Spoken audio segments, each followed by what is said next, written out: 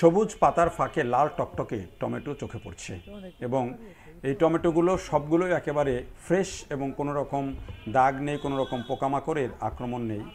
এমন ফ্রেশ এবং টকটকে লাল এই টমেটোর উৎপাদন হচ্ছে গ্রীষ্মকালে এবং এই টমেটোর উৎপাদনে কোনো রকম কীটনাশক ব্যবহার করা হচ্ছে না, একেবারেই অর্গানিক পদ্ধতিতে এই টমেটো উৎপাদন করা হচ্ছে। আর এটি এমন ফ্রেশ উৎপাদন সম্ভব হচ্ছে পলিনেট হাউসের কারণে। পলিনেট হাউসের মধ্যেই কিন্তু এই টমেটো গ্রীষ্মকালে উৎপাদন করা হচ্ছে।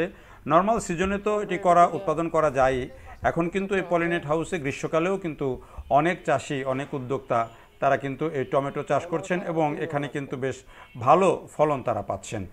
পলিনেট হাউসে চাষ করার একটা সুবিধা হলো যে ইচ্ছে মতো এটির যে টেম্পারেচার সেটি নিয়ন্ত্রণ করা যায়, পাশাপাশি আলোক নিয়ন্ত্রণ করা যায় এবং এই যে পোকামাকড়ের আক্রমণ থাকে না, বাইরে থেকে কোনো পোকা আসে না।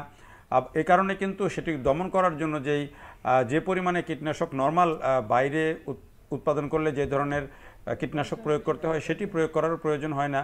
ফলে উৎপাদন খরচও এখানে কীটনাশকের যে খরচ সেটিও কিন্তু অনেক কমে আসে। সময় মতো পানির সেচ নিয়ন্ত্রণ করা যায়।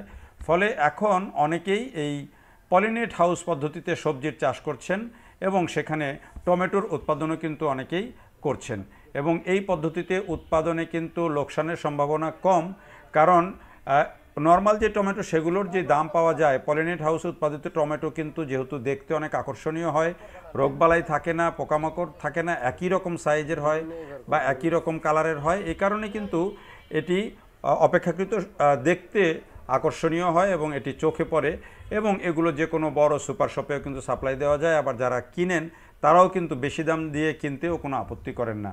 নর্মাল টমেটোর দাম যখন 25-30 টাকা, তখন এই টমেটো 50-60 টাকা কেজিতেও কিন্তু অনায়াসেই বিক্রি হয়। ফলে এই টমেটো যারা চাষ করছেন তারা বেশিরভাগই লাভ করছেন।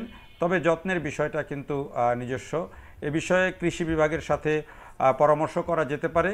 বর্তমানে বাংলাদেশে কিন্তু প্রায় প্রতিটি উপজেলায় একজন করে কৃষককে কিন্তু, উদ্যোক্তাকে কিন্তু এই পলিনেট হাউস করে দিচ্ছে সরকার এবং বিভিন্ন প্রতিষ্ঠান।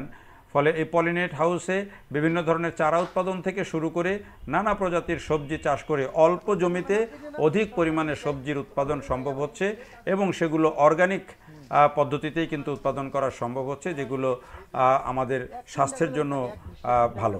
দেখার জন্য ধন্যবাদ সবাইকে।